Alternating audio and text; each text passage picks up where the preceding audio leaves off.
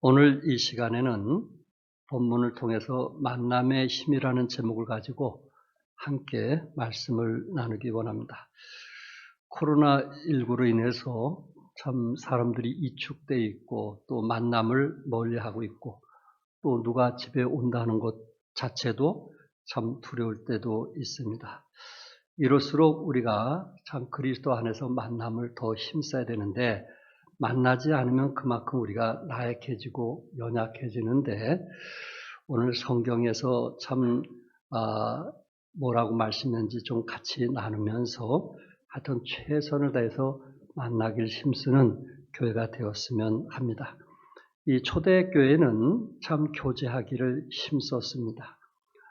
그 당시 10만 명 이상 모였다고 하니까 예루살렘 한 곳에서 모이기보다는 저들은 각 가정에서 참 모이기를 힘썼는데 떡을 떼고 기도하면서 참 그 교제가 아름다웠습니다. 이 교제라는 말, 코이노니아라는 단어는 친밀한 상호관계, 그러니까 참 구역 간의 형제 간의 친밀한 관계를 말해주고요. 또 함께 나누는 것, 참 마음에 있는 부분을 나누고 또 협력하는 파트너십이라고 하는데 서로 간의 협력, 서로의 필요와 어려움을 서로 나누는 그 협력자 또한 연보, 물질이라는 뜻을 가지고 있습니다. 그러니까 어떤 사람과 연관을 맺고 그 일에 동참하는 것 또는 영적인 연합이나 상관관계를 우리는 교제라 이렇게 말씀을 드릴 수 있습니다. 좀 더 교제라는 말을 설명을 드린다면은 서로 간의 계획, 감정, 슬픔, 기쁨 등을 나눔으로써 서로가 동반자가 된다는 의미입니다. 그러니까 동반자라고 하는 것은 서로를 위해서 시간을 내고 서로를 높여주고 서로를 격려하는 것입니다. 신약 성경에서는 이 코이노니아, 교제라는 단어가 60여 회나 사용이 되었습니다. 오늘 본문에서도 사도들의 가르침을 받는 사람들이 함께 교제하는 것이 얼마나 중요하다 하는 것을 말씀을 드리고 있고 교회의 큰 축에 두 기둥이 있다면 첫째는 뭘까요? 예배고 두 번째는 구역 모임입니다. 소그룹 모임입니다. 그래서 이 그룹이 깨지면 예배가 무너지는 거고요. 또한 이제 예배가 없으면 또한 이 소그룹이 깨어지는데 우리는 그리스도 안에 살아가면서 참 이 소그룹 함께하고 함께 교제 나누고 또한 마음의 허물도 나누면서 함께하는 그 구역이 참 지치고 힘든 여러분들에게 얼마나 중요한가 하는 것을 말씀하고 있습니다. 예수님을 개인의 구세주로 영접하고 하나님의 자녀가 된 사람은 두 가지 교제가 필요합니다. 첫 번째는 누구와 교제가 필요한 거예요? 하나님, 주님과의 교제가 필요합니다. 고린도전서 1장 9절에 너희를 불러 그의 아들 예수 그리스도 우리 주와 더불어 교제하게 하시는 하나님은 미쁘시도다. 주님께서 우리를 부르셨던 것은 우리를 택하셨던 것은 그 목적이 뭐냐면은 교제하기 위한 거거든요. 하나님께서 에덴 동산에 아담과 하와를 창조하셨던 것은 뭐 하기 위한 거였어요? 교제하기 위해서요. 교제하기 위해서. 여러분 가정에 부부가 대화가 없고 자식 간에 대화가 없다면 그거는 삭막한 광야와 같은 거거든요. 가정이라는 것은 뭐가 있어야 되는 거예요? 대화가 있는 거예요. 서로 어려움도 얘기하고 힘든 것도 얘기하고. 그게 진정한 가정이지 돈이 가정이 아니에요. 집이 가정이 아니에요. 음식이 가정이 아니에요. 가정은 부부 사이에 대화가 나누고 또한 자식과 참 전화도 통화하면서 오고 가는 정을 나눌 때 이것이 진정한 삶이라고 말씀을 드리고 싶습니다. 두 번째는 성도들과의 교제인데 오늘 본문에서 말씀한 것처럼 사도들의 가르침을 받는 사람들에게는 서로 간에 뭐가 있는 거예요? 교제가 있는 거예요. 서로 간에 영적인 교제가 있는 것입니다. 그래서 하나님의 말씀을 받은 자들에게 필요한 것은 참 서로 간에 참 마음을 터놓고 얘기하고 또한 기도 제목을 나눌 수 있는 그런 교제권이 우리에게 필요하다는 것입니다. 브루노 신학자는 사람이 이 사귐의 교제에 대해서 수직적인 것, 하나님과 인간과 또한 수평적인 것, 인간과 인간의 결합이고 신적인 것과 인간적인 것의 결합이라 이렇게 말했습니다. 오늘은 주님과 교제가 우선이라고 하는 것을 이제 전제하래 인간적인 성도 간의 지체 간의 교제에 대해서 여러분과 함께 말씀을 나누기 원합니다. 현실 그 치료의 창시자이며 임상심리학자이며 정신과 의사인 윌리엄 글래서라고 하는 교수는 우리는 최소한 한 사람 이상 다른 사람과 관계를 맺어야 한다. 우리를 돌아보아주는 어떤 사람, 그리고 우리가 돌아봐 주어야 하는 어떤 사람이 있어야 한다. 우리를 돌아봐주는 사람, 또한 누군가 돌봐주는 사람, 우리를 통해서 누군가 도와주는 그런 사람이 있어야 된다라는 말을 했습니다. 그래서 우리는 성도의 교제는 결국 그리스도의 피로 거듭난 형제 자매 공동체인데 이 성숙할수록 공동체에 함께하여 서로를 세워가는 그것이 얼마나 필요한가 하는 것을 말하고 있습니다. 코로나19로 여러분 조심하시기 바랍니다. 또한 여러분들이 조심하고 있는 것을 알고 있습니다. 그러면서 중요한 것은 하나님 앞에는 최선을 다해 예배를 드리시기 바랍니다. 우리는 서로 어렵고 힘들수록 돌아보고 위로하며 격려하며 중보의 기도와 교제를 통해서 함께 세워갈 수 있기를 바랍니다. 특별히 이 교제, 만남이라는 중요성에 대해서 세 가지로 말씀을 드리기 원하는데 첫째는 하나님의 뜻을 이루기 위한 것입니다. 우리의 교제는 무엇을 이루기 위한 것이라고요? 하나님의 뜻을 이루기 위한 것입니다. 마가복음 3장 35절 같이 읽겠어요. 시작. 누구든지 하나님 뜻대로 행하는 자가 내 형제요 자매요 어머니라.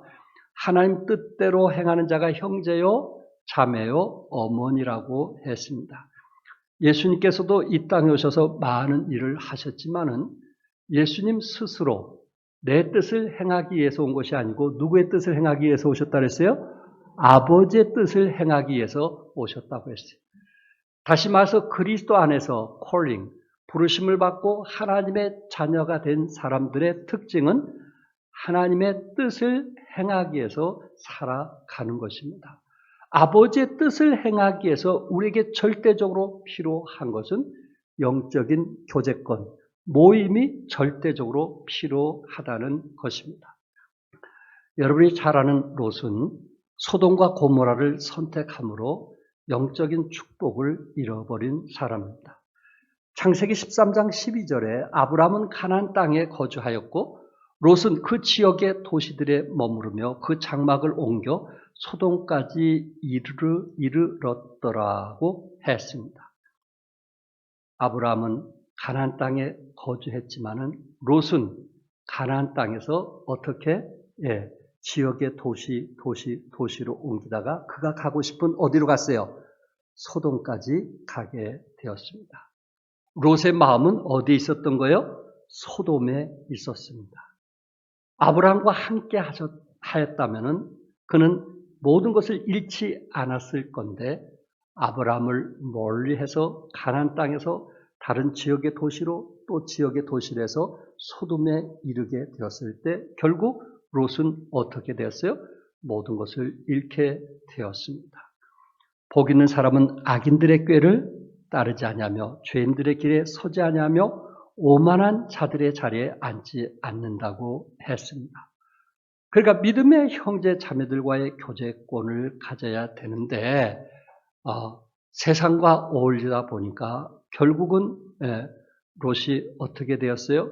아내를 잃게 되었고 그리고 참 딸들을 참 도덕적으로 잃게 되었고 알거지가 되고 말았습니다.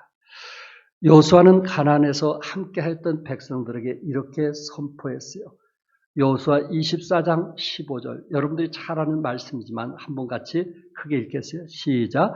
만일 여호와를 섬기는 것이 너에게 좋지 않게 보이거든 너희 조상들이 강 저쪽에서 섬기시던 신들이든지 또는 너희가 거주하는 땅에 있는 아무리 족속의 신들이든지 너희가 섬길 자를 오늘 택하라. 오직 나와 내 집은 여호와를 섬기겠노라. 아멘. 오직 나와 내 집은 누구를 섬기겠노라? 여호와를 섬기겠노라. 어느 때보다도 우리 부모님들이 믿음의 신앙을 선포할 때가 아닌가라는 생각을 해보게 됩니다. 우리의 가정이 소돔보다는 가나안 땅에 머물게 돼야 되는데 우리의 가정이 만약에 소돔을 향해서 가고 있다면 결국 우리는 모든 것을 잃게 될 것입니다. 롯처럼 아내를 잃게 될 것이고 사랑하는 자녀들을 잃게 될 것입니다. 이것이 영적이든 육적이든 결국 우리는 모든 것을 잃게 될 것입니다. 우리는 그리스도 안에서 롯에게 절대적으로 필요했던 사람은 아브라함이었습니다. 영적인 사람이었습니다. 여러분과 제가 그리스도 안에 살아가면서 이 영적인 모임, 세상적인 모임보다 영적인 모임을 중요하게 생각하지 않는 한 우리는 모든 것을 한순간 잃게 될 수도 있다는 것입니다. 우리는 그리스도 안에서 하나님의 뜻을 이루기 위하여 모임에 힘써야 될 것입니다. 두 번째는 서로 모임에 힘쓰도록 하기에 교제가 필요합니다. 히브리서 10장 24절 25절 암송하신 분도 계신데 우리 같이 읽겠어요. 시작. 서로 돌아보아 사랑과 선행을 격려하며 모이기를 패하는 어떤 사람들의 습관과 같이 하지 말고 오직 권하여 그날이 가까움을 볼수록 더욱 그리하자. 그날이 가까움을 볼수록 주의 재림이 임박하면 임박할수록 서로 돌아보아 사랑과 선행을 격려하면서 모이기를 패하는 어떤 사람들의 습관과 같이 하지 말라고 했습니다. 우리가 그리스도 안에서 성도 간에 참 교제를 등한히 하게 될 때 또한 모임을 멀리하게 될 것입니다. 우리가 서로 모이기 위해서 사랑과 선행으로 격려할 것을 말씀하고 있습니다. 주님의 재림이 임박할수록 뭐에 힘쓰라는 거예요? 모임에 힘쓰라는 것입니다. 물론 모임 자체에 상처와 아픔이 있을 수 있지만은 그러나 정말 그 모임 속에 얻어지는 축복이 더 크기 때문에 모임에 힘쓰라는 것입니다. 늘 이분에 대해서 얘기하지만은 신학자요 또한 목사님이신 독일의 본 해퍼에 대한 이야기입니다. 이분은 여러분이 잘 아시는 대로 이제 마지막까지 교회를 세우다가 히틀러에 의해서 순교를 당한 분입니다. 그분이 한 얘기 중에 공동체 안에 있는 것을 싫어하는 사람은 혼자가 되는 것을 조심하라고 했어요. 공동체 안 자체를 싫어하는 것입니다. 사람 자체를 싫어하는 것입니다. 사람 자체. 사람 만나는 그 자체를 싫어하는 것입니다. 왜? 그곳에는 상처와 아픔이 있기 때문에 그렇습니다. 그러나 상처나 방해가 싫어서 일이나 취미, 텔레비전에 폭 빠진 사람들이 적지 않은데 결국 이런 사람들의 특징은 공허와 자아도취, 절망에, 무적응에 빠지기 쉽다는 것입니다. 오히려 모임에 힘쓰라는 것입니다. 헨리 나우엔에 대해서 여러분에게 말씀을 드린 적이 있어요. 하버드 대학 교수를 이제 중간에 그만두고 장애인들을 위해서 평생 들여진 아름다운 교수입니다. 이분이 한 얘기 중에 공동체는 함께 살기 싫어하는 사람이 반드시 함께 있어야 하는 곳이다라는 이야기를 했어요. 함께 살기 싫어하는 사람들에게 반드시 공동체가 필요하다. 왜? 그곳에서 그런 아픔과 고통과 그런 빚어짐을 통해서 뭐가 난 것이 둥글게 되고 이웃과 더불어 살아가는 법을 배우기 때문에 그렇습니다. 사랑하는 성도 여러분, 우리는 사랑과 선행을 통해서 모이기를 힘써야 될 것입니다. 우리는 이웃들에게 사랑을 통해서 또한 선행을 통해서 모임을 힘쓰도록 도와줘야 된다는 것입니다. 왜? 만남, 모임 통해서 삶의 변화가 있기 때문에 그렇습니다. 지난 금요일인가요? 우리 김연남 자매님에게 전화가 왔습니다. 그가 다니는 유치원 원장 이선영 자매라고 우리 교회에 나왔던 자매인데 지금 원장으로 있습니다. 그분 아버님 이득부 부형님께서 이제 이 병으로 참 고통을 당하고 있다는 사실을 알았습니다. 이북에서 오신 분인데 87, 87세이십니다. 제 아내에게 1월 달에 이분에게 좀 복음을 전할 수 있게 좀 기도해 달라고, 이분이 예수 믿고 구원받을 수 있게 기도해 달라고 제 아내에게 부탁을 했는데 제 아내의 기도 제목에 그것이 실려 있는 것을 제가 확인을 했습니다. 그런데 지난 금요일날 그 일이 이루어진 거예요. 아버님이 몸이 아파서 너무 심하니까 자매님이 유치원 생활하다가 마음이 그곳에 있어서 그분에게 찾아갔던 것입니다. 한참 복음을 전하면서 그리고 예수를 믿어야 된다는 것을 가르쳐 줬을 때 그분이 뭐라고 했냐면 머리는 아는데 믿어지지가 않는다는 것입니다. 믿어지지가 않는다는 것입니다. 얼마나 똑똑하신지 믿어지지가 않는다는 것입니다. 한 1시간 이상 상담을 한 후에 그분이 뭐라고 했냐면은 나도 예수 믿겠다고. 그래서 복음을 통해서 참 예수님을 개인의 구세주로 영접하게 되었습니다. 여러분, 한 영혼을 거듭나게 하는 것도 뭐가 있어야 돼요? 만남이 있어야 돼요. 만나지 않고는 생명을 얻을 수가 없는 것입니다. 여러분과 저에게 왜 만남이 중요한지 아시겠죠? 존 오토버그라고 하는 분이 우리는 만나면 힘이 납니다 라는 책을 출간했습니다. 이 책에 대한 내용을 여러분에게 좀 말씀을 드리기 원합니다. 상점에 가보면 싼 값에 공급하는 물건들이 있는데 보이는 그대로라는 말이 써 있습니다. 이 말은 하자 있는 상품이라는 말입니다. 다시 말해서 하자가 있기 때문에 항의하지 말라는 것입니다. 반품 불가, 교환 불가, 환불 불가라는 것입니다. 그러면서 이분이 이 글을 쓰면서 결국 여러분과 저도 결국 보이는 그대로 하자 있는 상품이라는 것을 말하고자 했던 것입니다. 그러면서 사람들에게는 꼬리표를 달고 있는데 어떤 꼬리표를 달고 서로 만나냐면은 저에게는 하자가 있습니다. 잘 속입니다. 함부로 말합니다. 우유부단합니다. 걸핏하면 걷잡을 수 없이 화를 잘 냅니다. 언제 그런 하자가 드러나는지 말씀드릴 수가 없습니다. 그런 하자가 있다는 것은 분명합니다. 그러므로 그런 하자가 발생하더라도 놀라지 마십시오. 제가 마음에 드십니까? 그렇다면 보이는 그대로 받아들이세요. 보이는 그대로 뭐 하라는 거예요? 받아들이는 거예요. 내가 완전한 사람이라 당신과 교제하는 것이 아니고 내가 당신에게 완벽한 사람이라고 생각하고 나와 교제한다면 당신은 번지수를 잘못 찾았다는 것입니다. 하자 있는 상품이라는 것입니다. 보네포 목사님은 이런 얘기를 했어요. 공동체에 대한 이상과 한상을 품은 채 관계를 맺는다라고 했어요.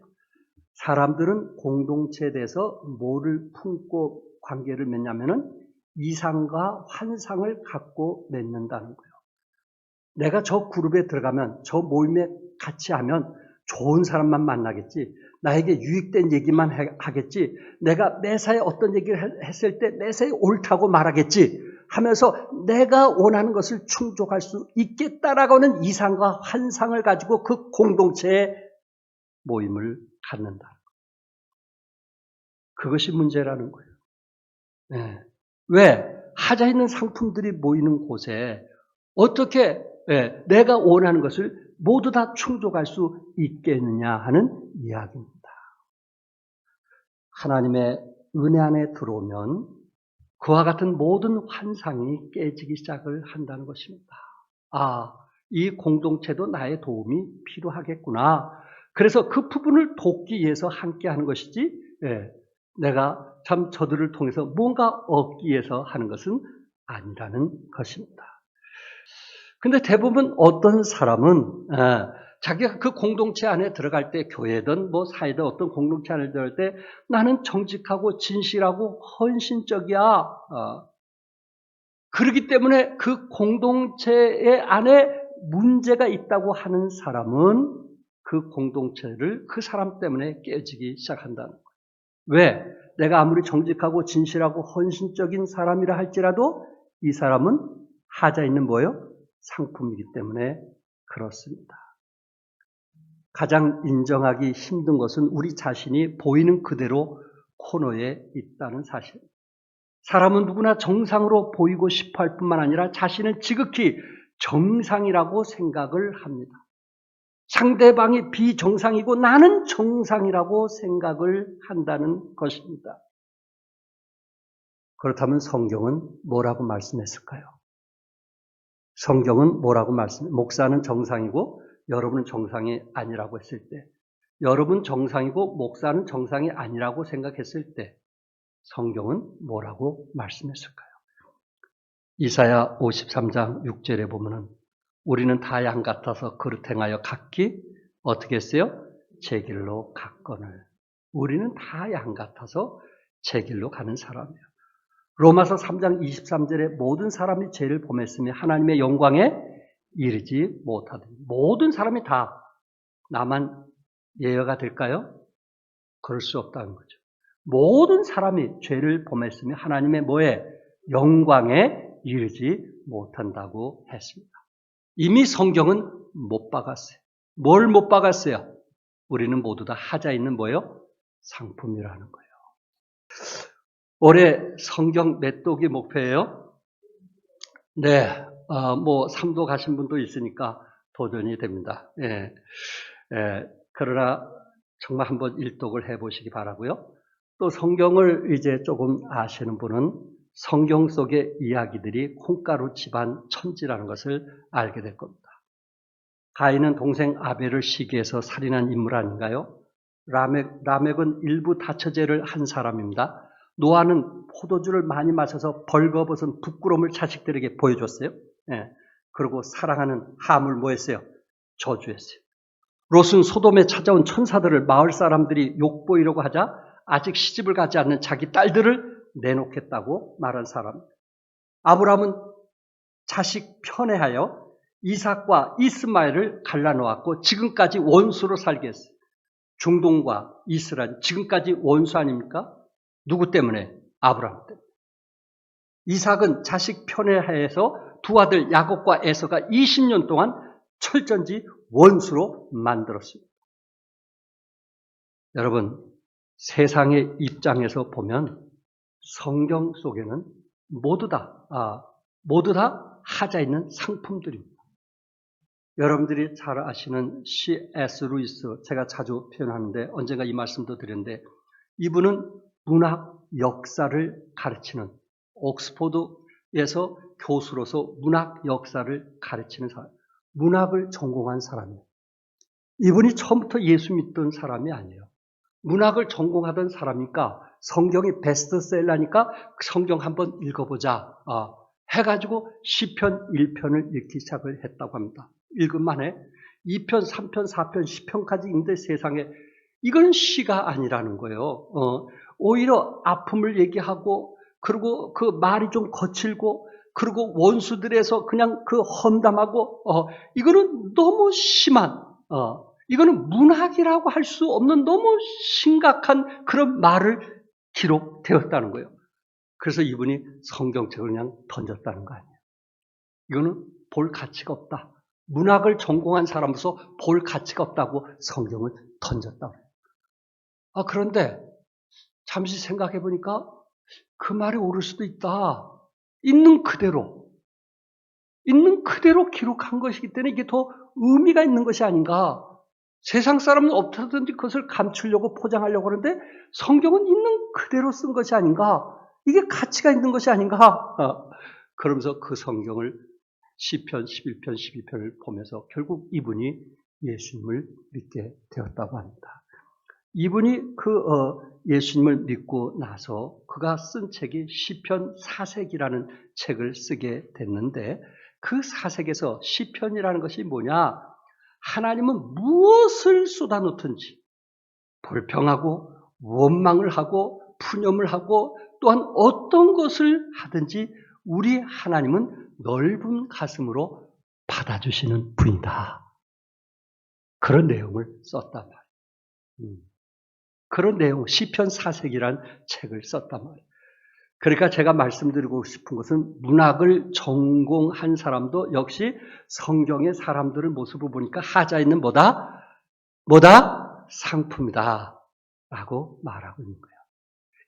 사랑하는 성도 여러분, 우리가 하자가 있기 때문에 주님을 더 의지하지 않나요? 남편에게 하자가 있기 때문에 아내가 더 간절히 필요하지 않나요? 남편이 실수할 수 있는 그런 하자가 있기 때문에 아내의 도움이 절실히 필요하지 않나요? 사랑하는 성도 여러분, 만남을 통해서 잃은 것은 있지만은 그 잃은 것보다 더 큰 것을 얻기 때문에 우리는 만남을 힘써야 할 것입니다. 사랑과 선행으로 만남을 힘쓸 수 있기를 바랍니다. 세 번째, 서로 세워주기 위해서 교제가 필요합니다. 전도서 4장 10절부터 12절 우리 같이 읽겠습니다. 시작. 혹시 그들이 넘어지면 하나가 그 동물을 붙들어 일으키려니와 홀로 있어 넘어지고 붙들어 일으킬 자가 없는 자에게는 화가 있으리라. 또 두 사람이 함께 누우면 따뜻하거니와 한 사람은 어찌 따뜻하라. 한 사람이면 패하고 지을 거냐 두 사람이면 맞설 수 있나니 세 갯줄은 쉽게 끊어지지 아니하리라. 믿으시면 아멘 하세요. 함께 하는 거. 같이 힘들지만, 같이 어렵지만, 찬양도 함께 해주시고, 서로 격려도 함께 해주시는 그 힘이 저에게는 얼마나 엄청난 힘이 되는지 아시겠죠? 교제의 이유는 연약한 자를 붙들어주기 위한 것이고, 나 자신이 또한 쓰러질 때 다른 형제들을 통해서 힘을 얻게 된다는 것입니다. 콜롬비아 대학과 루스벨트 병원에서 공동 연구를 하게 되었는데 심장마비 한 번 겪은 사람이 두 번째로 심장마비를 일으켜 죽는 경우가 혼자 사는 사람이 가족과 함께 사는 사람보다 2배나 많다고 했습니다. 콜레스테롤이 무섭죠? 그러나 콜레스테롤보다 더 무서운 적은 외로움이라는 것입니다. 함께 해주는 것. 공동체니까 함께 해주는 것. 그분만 그 길을 걷게 하는 것이 아니고 우리가 함께 해주는 것. 그래서 함께 세우기 위해서 우리는 서로 격려하고 세워주시고 고맙다, 감사다, 감사다, 사랑한다, 축복한다라고 말할 수 있기를 바랍니다. 신앙 잡지에서 모 복음 성가 가수의 간증입니다. 여고생 때 자기가 좋아하는 오빠가 있었다고 합니다. 그래서 친구 도움으로 빵집에서 만나게 됐는데 여고생이니까 얼마나 설레겠어요. 빵집에서 만났는데 그 남자가 한참 얘기하다가 이 자매가 희덕 웃고 얘기하니까 너의 입은 왜 다른 애들 입보다 왜 입술이 크냐라고 한마디 하고 그냥 나가더래요. 그게 얼마나 상처가 된지 자기가 좋아하는 사람인데. 그래서 그때부터 누구에게 말할 때 입을 가리고 말한 거예요. 입을 가리고. 10년 후에 직장 생활을 하는데 한 상사가 그를 만나서 얘기하는 거예요. 과장 누구 얘기하면서 당신은 웃을 때 그렇게 복스러워 보이고 다른 사람에게 힘이 됩니다. 당신하고 근무하면서 당신이 한쪽에서 웃는 그 모습이 나에게 큰 힘이 됩니다. 그 얘기를 하는 순간 너무너무 그냥 감격하고 기뻐서 집에 와가지고 거울을 보면서 계속 웃었다는 거예요. 그로부터 그 누구 한마디에 의해서 스스로 감옥에 갇혔던 그 마음이 자유함을 얻게 되고 그렇게 행복할 수가 없었다는 거예요. 여러분, 사람 말 한마디에 쉽게 상처받는 사람 있잖아요. 그 말 한마디에 스스로 감옥에 가두는 경우들이 많이 있잖아요. 어떤 사람을 만느냐에 따라서 우리 인생이 달라지는 거예요. 어떻게 세워주느냐에 따라서 그 인생이 달라지는 거예요. 그렇지 않나요? 목사에게도 어떤 사람이 어떤 얘기를 하느냐에 따라서 그 인생이 달라지는 거예요. 우리 자녀들에게도 어떤 말을 하느냐에 따라서 그 인생이 달라질 수가 있다는 것입니다. 폴란드의 소년이 피아니스트를 꿈꾸고 있었어요. 레슨을 맡았던 교사가 너는 손가락이 짧고 굵어 안 되겠다라고 말을 했어요. 그는 피아노 치는 걸 너무 좋아하는데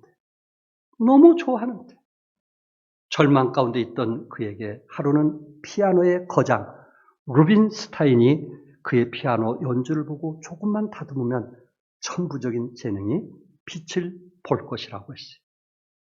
그 칭찬에 힘을 얻어가지고 그는 피아노 연주를 계속했는데 소녀의 기도 작곡가인 파데랩스키의 이야기입니다. 소녀의 기도, 그 유명한 소녀의 기도.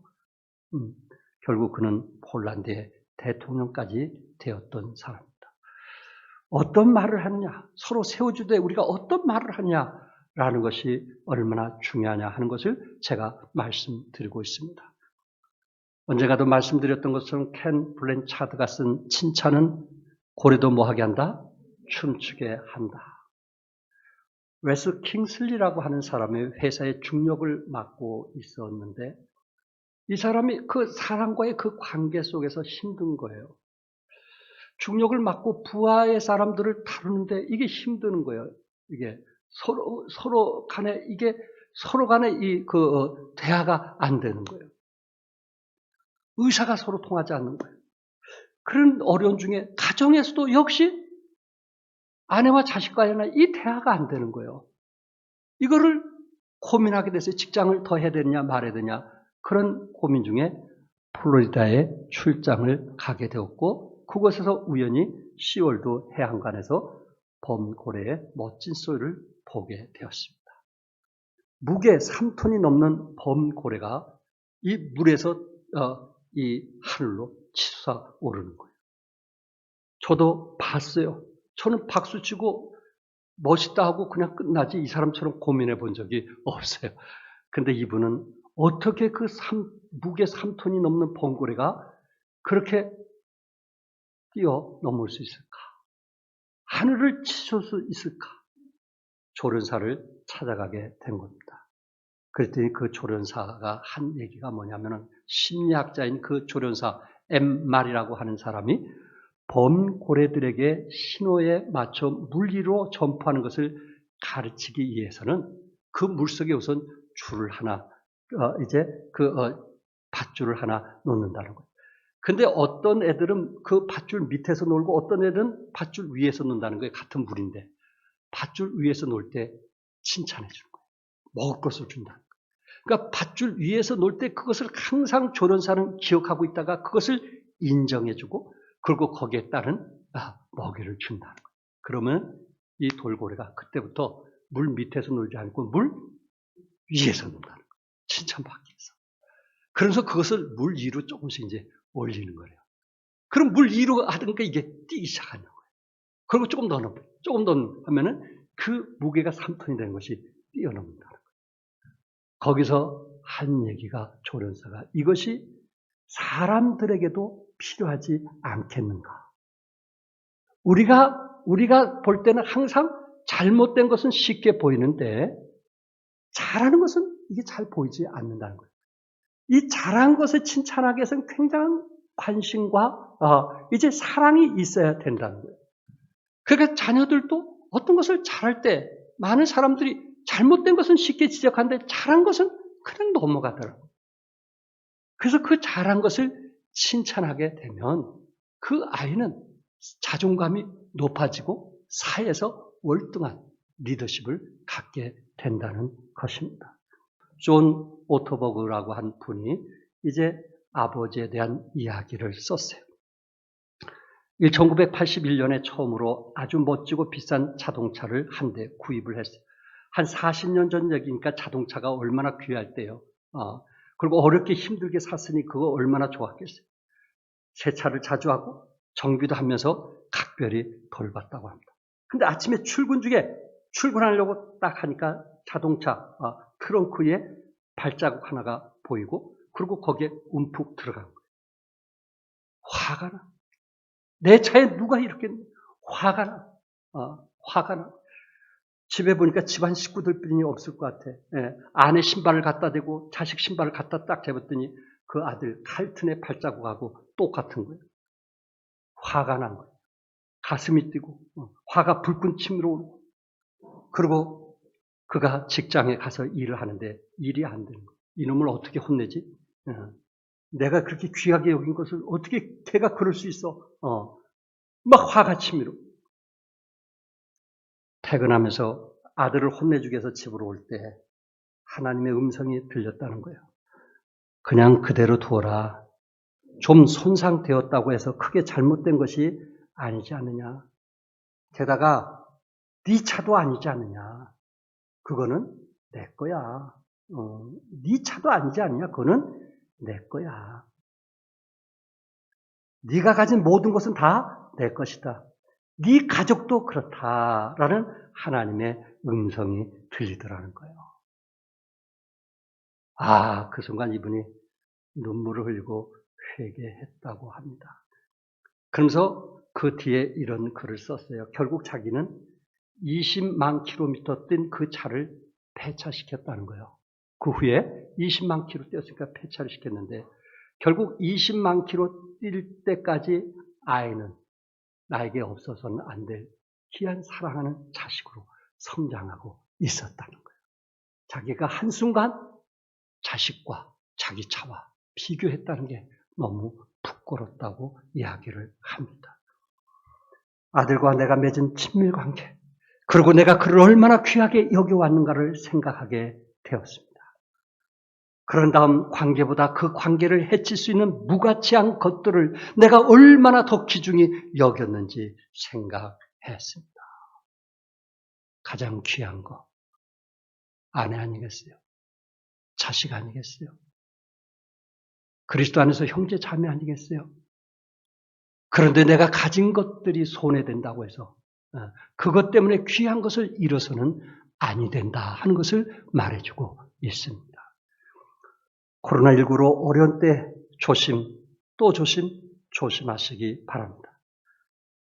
그러나 우리가 잊어서는 안 될 것은 예배를 위해서는 최선을 다하시기 바랍니다. 하나님의 뜻을 이루기 위해서는 모임이 필요하며 서로 예배 모임과 구역 모임에 나약하지 않기 위해서는 사랑과 선행으로 힘쓰시기 바랍니다. 서로 세우기 위해서 모임과 교제가 필요하다는 것을 기억하시면서 어떤 방법으로든지 모이기를 힘쓸 수 있기를 주님의 이름으로 축복합니다. 기도하겠습니다.